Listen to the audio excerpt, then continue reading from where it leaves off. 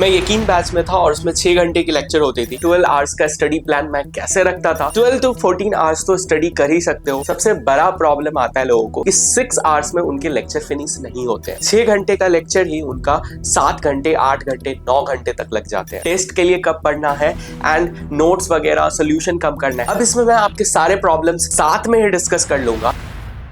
So hello everyone, I am Tathagata अवतार, currently a second year MBBS student at AIIMS New Delhi। तो last Saturday मैंने अपने Telegram channel पे एक dot session लिया था जिसमें सबसे ज्यादा लोगों को जो प्रॉब्लम थी ऑनलाइन स्टडी में टाइम कैसे मैनेज करें। उनका प्रॉब्लम था कि सेल्फ स्टडी के लिए टाइम नहीं मिलता, टाइम पे लेक्चर फिनिश नहीं होता एंड ऑनलाइन में नोट्स कैसे बनाएं, रिसेंट के साथ टेस्ट के लिए कैसे रिवाइज करें। तो बेसिकली इस वीडियो में हम इन सारे डॉट्स को लेने वाले हैं। साथ में मैं शेयर करने वाला हूँ अपना 12 आवर्स का स्टडी प्लान जो मैं फॉलो करता था और जिससे मेरी कंसिस्टेंसी मेंटेन रहती थी और मेरे बैकलॉग्स भी नहीं आते थे एंड सारी चीज स्मूथली कवर हो जाती थी। तो सबसे पहले मैं डिस्कस करता हूं अपना 12 आवर्स का स्टडी प्लान मैं कैसे रखता था। तो 12 आवर्स को मैंने डिवाइड किया था दो पार्ट्स में, 6 hours and 6 hours. 6 hour for lecture and 6 hour for self study. मैं यकीन बैच में था और उसमें 6 घंटे की लेक्चर होती थी। हो सकता है थोड़े बहुत ऊपर नीचे हो सकते हैं, तो आप 12 to 14 आवर्स तो स्टडी कर ही सकते हो total lecture and self study को मिला के। बट आइडियली मैं 12 आवर्स को मान के इसको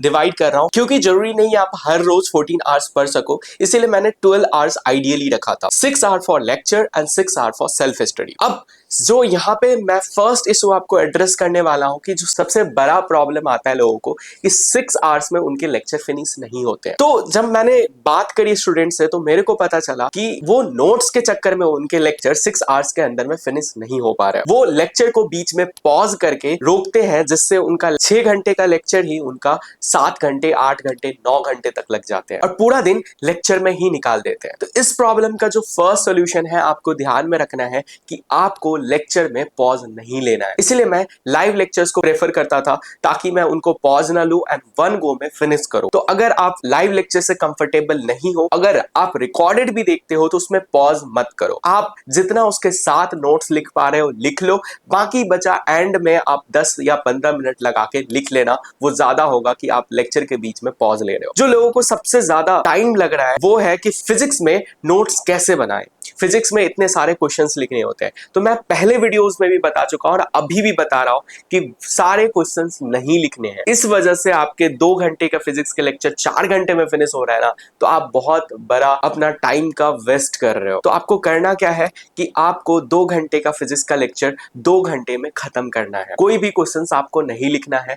आपको क्वेश्चंस की एंड ऑफ द लेक्चर में सारे जो क्वेश्चंस कराए गए उनका आंसर सोल्यूशन खुद करना है। इससे आपको सोल्यूशन की प्रैक्टिस होगी, आपको क्वेश्चंस आएंगे। आपको क्वेश्चंस कोई पूछ नहीं रहा जिससे आपको क्वेश्चंस कॉपी में लिख के उसको रिवाइज करना है। आपको आंसर्स आने चाहिए, उसके लिए लेक्चर फिनिश होने के बाद आपको सोल्यूशन करना है। तो पहला यहां से ये हुआ रिमाइंडर कि आपको लेक्चर को वन गो में फिनिश करना है। 2 आवर्स का लेक्चर 2 आवर्स में बायो जितना नोट्स बना पाओ साथ में उतना ही बनाओ। बाद में एंड ऑफ द लेक्चर में 10-15 मिनट के बाद उसमें फिलिंग्स कर लो जो छूट गए हैं। तो यहां से आपका आज से ये हुआ कि 6 घंटे का लेक्चर हमें 6 घंटे में ही देखना है। फिर बात आती है यहाँ पे सेल्फ स्टडी की। सेल्फ स्टडी के लिए मान लो कोई 7 या 8 घंटे पढ़ सकते हैं, बट आइडियली मानते हैं कि 6 घंटे आप तो मिनिमम स्टडी कर ही सकते हो अगर आपका लेक्चर 6 आवर्स में फिनिश हुआ है। तो 6 घंटे को मैंने डिवाइड किया था 2 एंड 2 आवर्स में फॉर ऑल 3 सब्जेक्ट्स। बट आप इसको डिवाइड अलग अलग कर सकते हो, लाइक बायो में 1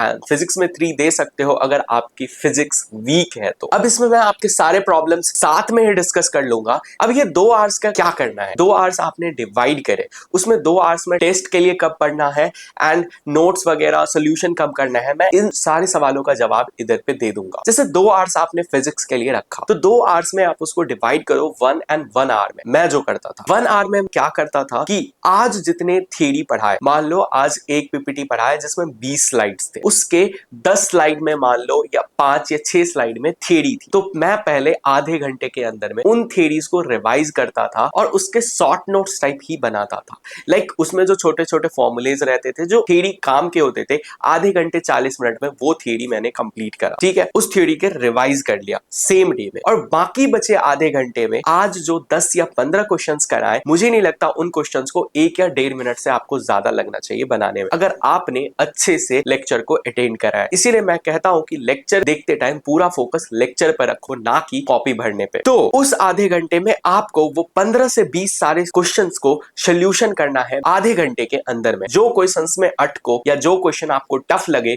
उसका स्क्रीनशॉट निकालना है और उसके फोल्डर को सेव कर लेना है उस स्क्रीनशॉट के नाम से। और जब भी टेस्ट देने जाओ उस चैप्टर का या फिर जब उस चैप्टर का रिवीजन करो तो उन्हीं क्वेश्चंस को सॉल्व करना है। हो सकता है 20 क्वेश्चन में से आपके 8 या 10 क्वेश्चन ऐसे होंगे जो आपको नए लगे होंगे, थोड़े टफ लगे होंगे या बनाने में डिफिकल्टी आई होगी। अब जो बचा 1 घंटा, इस 1 घंटे को 2 चीजों में यूज करना है। यूज कैसे करना है कि अगर आपको क्वेश्चन प्रैक्टिस करनी है मॉड्यूल से तो आप उन क्वेश्चंस को प्रैक्टिस करोगे। अगर आपको मॉड्यूल से क्वेश्चन प्रैक्टिस करनी है तो 1 घंटे में 30 से 40 या 45 क्वेश्चन आप मॉड्यूल से क्वेश्चन प्रैक्टिस करोगे, या फिर उस 1 घंटे का यूज करोगे आप टेस्ट का पढ़ने में। अब टेस्ट का कैसे पढ़ना है, आपका मान लो 15 डेज पर टेस्ट आ रहा है 3 चैप्टर फिजिक्स के। अगर फिजिक्स के 3 चैप्टर के टेस्ट आ रहे हैं तो उसको डिवाइड कर दो। मान लो फर्स्ट चैप्टर ऐसा है जिसके 8 पीपीटीज है, ठीक है, तो ऐसा करो कि 2 या 3 या पीपीटीज एक दिन में करो, फिर एक दिन गैप करके नेक्स्ट डे पे एक आवर में 2 या 3 पीपीटीज करो। पीपीटीज में जितने क्वेश्चंस होते हैं उनको सॉल्व कर लिया करो, या फिर जो आपने स्क्रीनशॉट का फोल्डर रखा है उससे रिवाइज करना है टेस्ट के लिए। ये बेस्ट तरीका होगा और जो मैं फॉलो करता था। मान लो किसी चैप्टर में 300 क्वेश्चन कराए हैं और आपके पास स्क्रीनशॉट जो पड़ा है वो 100 to 150 का है, तो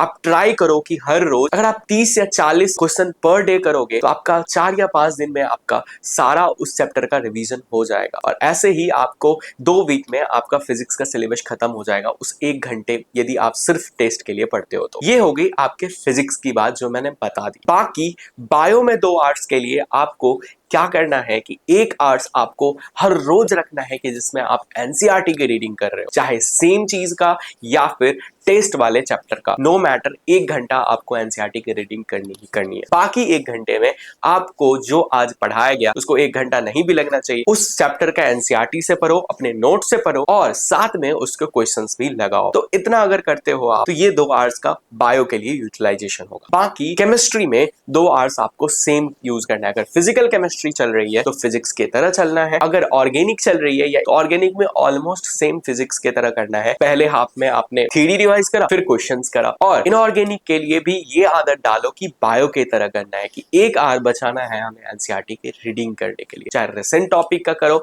या प्रीवियस टॉपिक का करो। तो ये मैंने आपको वो सारे आंसर्स ऑलमोस्ट कोशिश करा देने के लिए कि आपको 12 आवर्स को कैसे इफेक्टिवली यूज करना है ऑनलाइन में। और ये स्मार्ट तरीका है, बिना नोट्स बनाए आप सारे फिजिक्स के क्वेश्चन सीख सकते हो। मेरा physics one of the strongest portion था बिना एक भी क्वेश्चंस को लिखे हुए, और मेरे पास कोई प्रॉपर नोट्स भी नहीं था फिजिक्स का, फिर भी मेरा वन ऑफ द स्ट्रॉन्गेस्ट था क्योंकि मैं बार बार ये प्रेफर करता था कि पीपीटीज के क्वेश्चन करूं, ना कि उसके क्वेश्चंस मैं नोटबुक में लिखूं। तो अब से आप यही करोगे। अगर आप इस तरीके से अपना शेड्यूल को डिजाइन करते हो तो आप चीजों को बैलेंस्ड कर पाओगे एंड हर एक चीज आपका परफेक्टली वर्क करेगा। अगर इनमें से किसी को फिर भी आपको बैकलॉग्स आता है तो आपको अलग से थोड़ी अपनी नींद को कट करनी पड़ेगी, या फिर कहीं पर टाइम वेस्ट कर रहे हो उन टाइम्स को निकाल के यूटिलाइज करना पड़ेगा, क्योंकि इस शेड्यूल को आप ब्रेक करोगे तो आपका प्रेजेंट टाइम भी बर्बाद हो जाएगा। तो मेक श्योर कि अगर बैकलॉग्स है तो वीकेंड्स को यूज करो, या फिर कुछ हफ्तों के लिए थोड़ा कम सो बट बैकलॉग्स को फिनिश कर लो,